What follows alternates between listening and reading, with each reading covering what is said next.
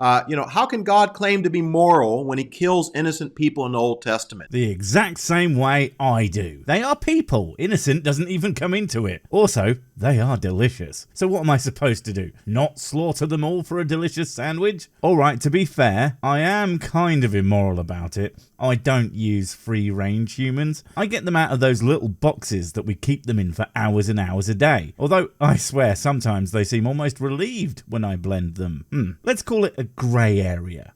Just like the offices. I mean, God tells us do not murder, and he murders. That's the question. Not is God immoral, but is God a massive hypocrite? And frankly, I think that's a far worse crime. I mean, someone could be a thief or start a lot of fights or whatever, but if they aren't a massive dick about it, I would feel far better feelings towards them and their actions than someone's boss who says, no one gets a day off, we've got so much work to do, and then knocks off early to play golf in the Caymans for 6 weeks at a time. Tell me, you'd rather hang out with a murderer than that fuck. God tells us to be morally upstanding individuals and judges us whenever we do it, but then we look in the Old Testament and he's got a kill count that would make the most prolific of serial killers jealous. And I should know for undisclosed reasons. Yeah, God wants people to act in a way he never will because he's a dick. And a really petty one with bizarrely fragile feelings for someone who is supposed to be all-powerful. I mean, seriously, if you torture someone forever for thinking that you're fake, I think that you don't get to judge anyone for a light bit of murder before breakfast and after breakfast and however many other murder meals there are in a day. He's killing entire nations, and he's telling the nation of Israel to go in and kill babies. You see, in all seriousness, the real problem as an atheist that I have with the whole baby killing bit is not one of them gets turned into a sandwich. I mean, it's so fucking wasteful. I thought God wanted people to take care of the planet, but that's hardly eco-friendly now, is it?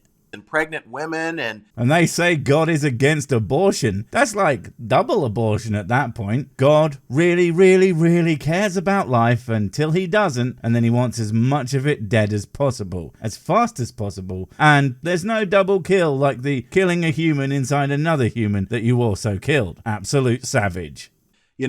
Seemingly, innocent people and seemingly innocent. Way to downplay that shit. But you know what? Nothing says guilty to me like infants and pregnant women. I mean, babies, they're just lazy, being carted around like a sack of potatoes. And pregnant women are always asking politely for my seat on the bus. Fuck off. I got here first. That'll teach you for standing there in pain.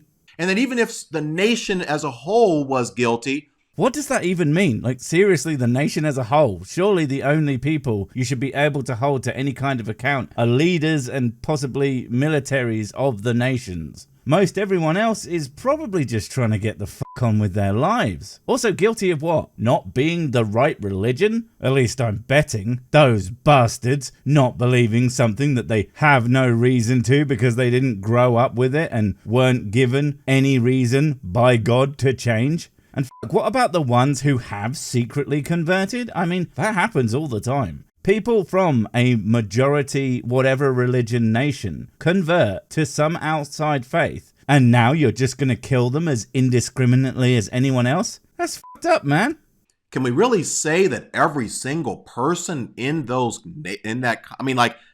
haven't done anything wrong? I mean, haven't they? Have they not? I mean, look at that thing. There lies a stone-cold killer of good times. Here I am on the bus trying to get very, very drunk, and that little fucking snot box will just not stop crying. It's not my fault I had to knock him off the pushchair so I could have a footrest. Every single person in that nation is evil and deserves to die? You know, I think there is only one true way to figure out if an entire nation is actually evil. And it's pretty simple. All you have to do is have them vote on the pronunciation of this word here. And when they get it wrong, if they get it wrong, then we have to kill the lot of them and start again. I mean, for goodness sake. We all know that it's pronounced Gife. Because maybe there were some evil people that did some things and... Evil people that did some things. I mean, that's my standard for the genocide of an entire people. Hey, you, did you do some things? Come on, anything will do. I have several countries to get through this weekend, so I just need to know that you take any actions whatsoever. Doesn't really matter what. I'll just then say that I don't like it, and I can have my chosen people kill the shit out of you. Nothing? Is that how we're doing this? Well, how dare you? Doing and saying nothing is the worst crime under the gaze of the almighty Flimgab. And guys, don't forget to take all their stuff. I mean, what do you think we're really here for? So, I mean, it seemed like God is kind of contradicting himself. And he never does that, apart from all the time when he does it basically fucking constantly. Even within a book that has been copiously edited to make him not sound like a totally contradictory doinkus. It's almost as if he's a poorly written caricature of an all-powerful deity. Yeah, great question. And again, when an atheist asks me this question on a college campus... College campus, the only place you will ever find atheists. Or at least the only place Frank thinks to look for them. Because why talk to atheists who have had a lot longer to learn and think about it, when you can just ambush young people who may have only just started considering the idea since they got there? The exact kind of interlocutor that Frank can actually defeat with his big smart brain. The question I'm always going to ask back is, by what standard are you judging God to be wrong? Oh, f*** off, Frank Turnip. Seriously, that's your response? To effectively dodge the question by ineffectually kinda nutting the whole thing. Whose standard? The standards of basically any human being that doesn't kill fucking entire nations of people for petty bullshit reasons. That being nearly fucking all of them. Because again, if there's no God, it's just your personal opinion. It's just your personal opinion that murder is wrong. I don't know how many people you know, but a staggering number of people I know have that personal opinion. So if there is no God and many people hold that opinion, then it's a whole heap more than just your opinion. What a staggeringly stupid thing to say. You might not like what goes on in the Old Testament. You might not like the murder and the incest and the infanticide and the poor but definitely there justification and tacit endorsement of slavery and all the other countless horrors. But if God's not there, how do you know all these things he did were bad? I gotta wonder if Frank listens to a word he ever says. Do you think that he knows what an idiot he actually is? But it's not objective. It's just in you, the subject. Unless there's a standard beyond us, everything's just a matter of opinion. There is a standard beyond a person. It's called other people. Where do you think the concept of morality comes from? Well, I know where you think it came from, but God though. But no, morality is an invention, a thing that people made up. Now, for some reason, you lot seem to think that magically lessens its value to 0, but that couldn't be further from the truth. In fact, there are so many things that the fact that they didn't come from some all-powerful superboy gives them, in my humble and attractive smart boy opinion, far more value. And that's before we even consider the fact that the idea that things lose their value by virtue of them being man-made makes me wonder why you aren't using God TM's webcams and computers. Oh right, cause that brand is shit. I mean, they run the laptops on Windows ME for fuck's sake. But secondly, I would ask the question... Oh my non-existo, you and your questions, Frank. How about instead of not answering the question, is God immoral when he murders people, you actually give us a yes or a no, and your explanation as to why that is, without starting a fucking game show, eh? Can God murder anyone?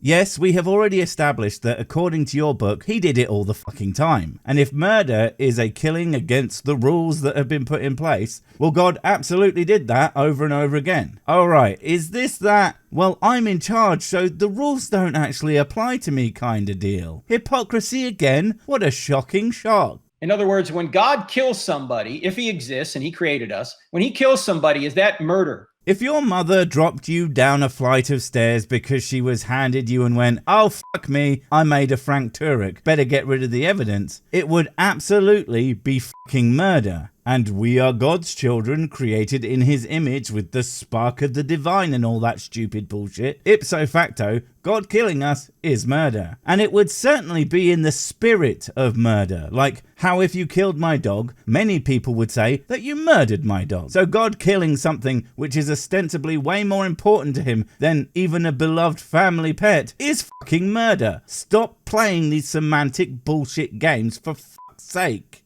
And the answer is no. Okay, fine. What's your reasoning on that? And I hope it's not some wordplay garbage that makes you sound like you are weakly justifying the actions of a serial killer. And you know what? That's actually a great way to put it. Is God a murderer? People can argue themselves into a wet paper bag on that one. But is God a serial killer? Well, now that's a fun one, isn't it? Serial killer. One who commits a series of killings, often with no apparent motive and typically following a characteristic, predictable behavior pattern. I mean, if that doesn't describe God, then it doesn't describe me either, and we will see if that flies in a court of law.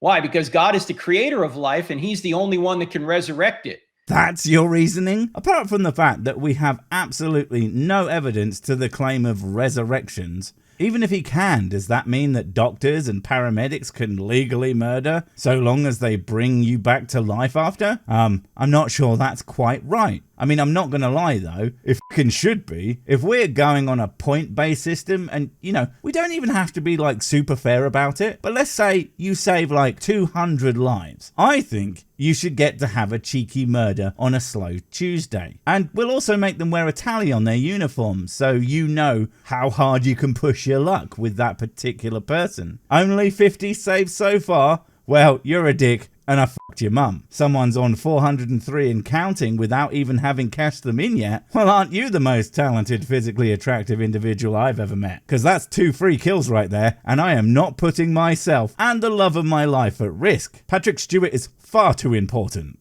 Look, if Christianity's true... If Christianity is true, that's such a meaningless hypothetical, and they never give it in an actually useful fashion, which is to say, if this extremely specific version of Christianity with a particular set of rules just so happens to randomly be the right one, which frankly comes off as so much weaker, you know, because it is weak. And it is. Thank you, Frank. Always nice when we can agree on a factual basis. Then when people die, they don't really die, they just change location. No, officer. My husband isn't dead. I just changed his location. Just changed his location to 3 feet under my new patio several years ago. Filed a missing persons report so that I could cash in the insurance and get a new one. And he changed locations 2 years ago when I wanted a new shed. Don't worry. Mrs. Sick will never kill me.